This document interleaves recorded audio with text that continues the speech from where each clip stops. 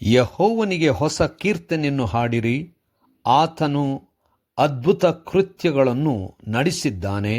ಆತನ ಬಲಗೈಯು ಪರಿಶುದ್ಧ ಬಾಹುವು ಜಯವನ್ನು ಉಂಟು ಮಾಡಿದೆ.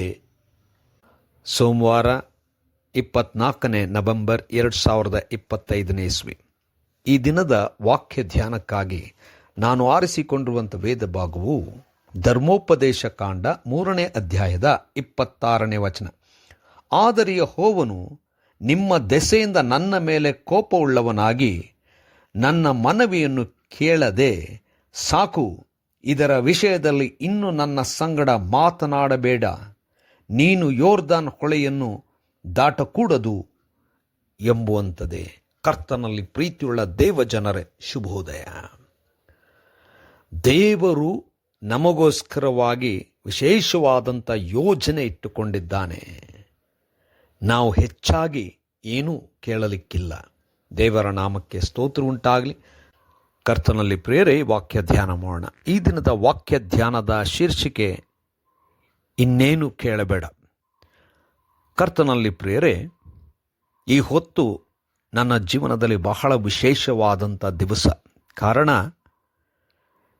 ನಾನು ಸಭೆಯಲ್ಲಿ 21 ವರ್ಷಗಳ ಕಾಲ ಸೇವೆ ಮಾಡಿ ಅಕ್ಟೋಬರ್ 1ನೇ ತಾರೀಕು 2015 ಇಸ್ವಿಯಲ್ಲಿ ಹೊರಬರುವಾಗ ನಾನು ಹೇಳಿದಂಥ ಮಾತು ನನ್ನ ಗೆಳೆಯನಿಗೆ, ಇನ್ನು ಮುಂದೆ ಈ ಸಭೆ ನನ್ನ ಸೇವೆಯಲ್ಲ, ಇಡೀ ವಿಶ್ವವೇ ನನ್ನ ಸೇವೆ, ದೇವರ ಸೇವೆ ಎಂಬುದಾಗಿ ಹೇಳಿ ಹೊರಗೆ ಬಂದವನು. ಆ ಕ್ಷಣಗಳು, ಸಮಯ, ಕಠಿಣ ಗಳಿಗೆಗಳು, ಕಣ್ಣೀರು, ಹೋರಾಟ ಖಂಡಿತ. ಆದರೆ ಆ ಸಮಯದಲ್ಲಿ ದೇವರು ನನಗೆ ತೋರಿಸಿದಂಥ ಒಂದು ಮಾರ್ಗ ಏನಂದರೆ, ದಿನಾಲು ಅನೇಕರಿಗೆ ವಾಕ್ಯದ ಧ್ಯಾನದಲ್ಲಿ ನಡೆಸಬೇಕೆಂಬುದಾಗಿ. ಅದಕ್ಕೆ ನವೆಂಬರ್ 24ನೇ ತಾರೀಕು 2015 ಇಸ್ವಿಯಲ್ಲಿ ಈ ಒಂದು ವಾಕ್ಯ ಧ್ಯಾನವನ್ನು ಪ್ರಾರಂಭಿಸಿದನು. ದೇವರು ಅದ್ಭುತವಾಗಿ 10 ವರ್ಷಗಳ ಕಾಲ ನಡೆಸಿದ್ದಾನೆ. ಇದು ಖಂಡಿತವಾಗಿ ಮನುಷ್ಯರ ಕೈಲಿ ಸಾಧ್ಯವೇ ಇಲ್ಲ. ನಾನಂತೂ ಏನೂ ಇಲ್ಲ, ಎಲ್ಲವೂ ದೇವರಿಂದಲೇ. ಎಲ್ಲ ಮಹಿಮೆ ದೇವರಿಗೆ ಮಾತ್ರವೇ ಸೇರಬೇಕು.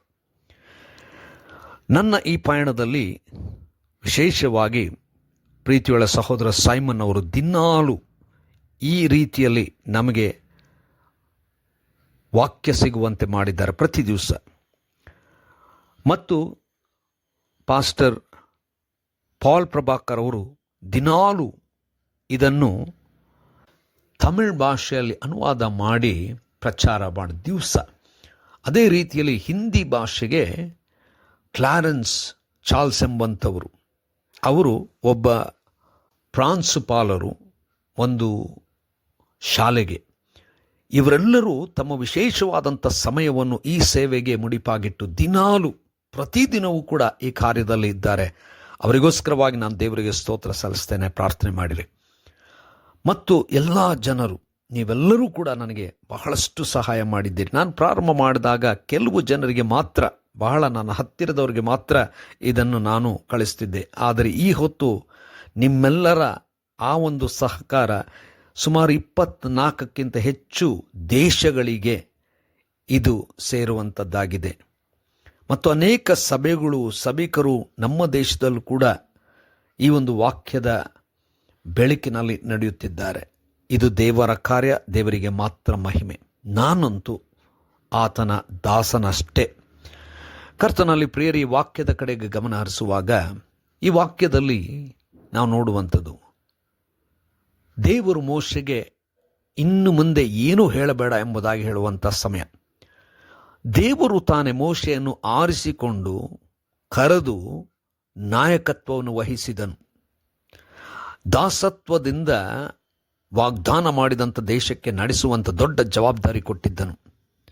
ದೇವರು ಮೋಶೆಯೊಂದಿಗೆ ಮಾತನಾಡುವಂಥವನಾಗಿದ್ದನು, ಮಾರ್ಗದರ್ಶಕನಾಗಿದ್ದನು. ಆದರೆ ಮೋಶೆ ಮಾಡಿದಂಥ ಒಂದು ಕಾರ್ಯದಿಂದ ಮತ್ತು ಜನರ ಈ ಒಂದು ರೀತಿಯಾದಂಥ ಕಾರ್ಯಗಳಿಂದ ದೇವರು ಮೋಶೆ ಯೋರ್ದನ್ ದಾಟಬಾರದು, ಕಾನಾನ್ ದೇಶಕ್ಕೆ ಹೋಗಬಾರದೆಂಬುದಾಗಿ ಬಹಳ ಖಂಡಿತವಾಗಿ ಹೇಳಿದ್ದನು. ಆದರೆ ಮೋಶೆ ಅದನ್ನು ಕೇಳಬೇಕೆಂಬುದಾಗಿ ಹೇಳಿದಾಗ ದೇವರು ಬಹಳ ಸ್ಪಷ್ಟವಾಗಿ ಹೇಳಿದ್ದೇನೆಂದರೆ, ಸಾಕು, ಇದರ ವಿಷಯದಲ್ಲಿ ಇನ್ನೂ ನನ್ನ ಸಂಗಡ ಮಾತನಾಡಬೇಡ ಎಂಬುದಾಗಿ.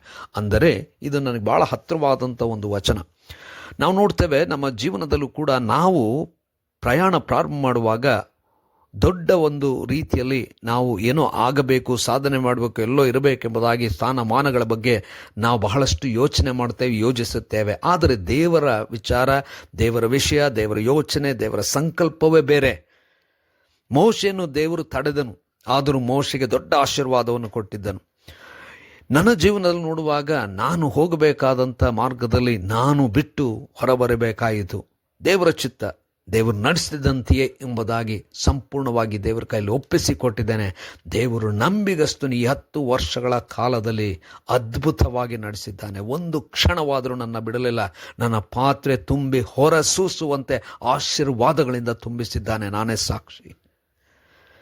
ನನ್ನ ಜೀವನದಲ್ಲಿ ಅನೇಕರು ನನ್ನ ಸಂಗಡ ಸಹಾಯ ಮಾಡಿದ್ದಾರೆ, ಬಲಗೊಳಿಸಿದ್ದಾರೆ, ಜೊತೆಯಾಗಿದ್ದಾರೆ. ಎಲ್ಲದಕ್ಕೂ ಸ್ತೋತ್ರ ಹೇಳ್ತೀನಿ. ಎಲ್ಲ ದೇವರ ಕಾರ್ಯವೇ. ದೇವರು ನನ್ನ ಜೊತೆ ಇದ್ದು ನಡೆಸಿದ್ದಾನೆ. ದೇವರ ಚಿತ್ತದಂತೆ ದೇವರು ಮುನ್ನಡೆಸಲಿ ಒಪ್ಪಿಸಿಕೊಡ್ತೇನೆ. ಅದ್ಭುತ ಮಾಡಿದ್ದಾನೆ, ಮಾಡಲಿಕ್ಕಿದ್ದಾನೆ. ನಂಬುತ್ತೇನೆ, ನಿರೀಕ್ಷಿಸುತ್ತೇನೆ. ಕರ್ತನೇ ದಯಾಮಯ ಸ್ವಾಮಿ, ಕೊಟ್ಟಂತೆ ಎಲ್ಲ ಕೃಪಾವರಗಳಿಗೂ ಸ್ತೋತ್ರ. ಕೈ ಹಿಡಿದು ಬಲಪಡಿಸಿ ನಡೆಸಿದ್ದೆ, ಮುಂದೆ ನಡೆಸುತ್ತೆ, ನಂಬಿದ್ದೇನೆ. ಯೇಸುವಿನ ನಾಮದಲ್ಲಿ ಪ್ರಾರ್ಥನೆ ಬೇಡಿದೆವು ತಂದೆಯೇ, ಆಮೆನ್.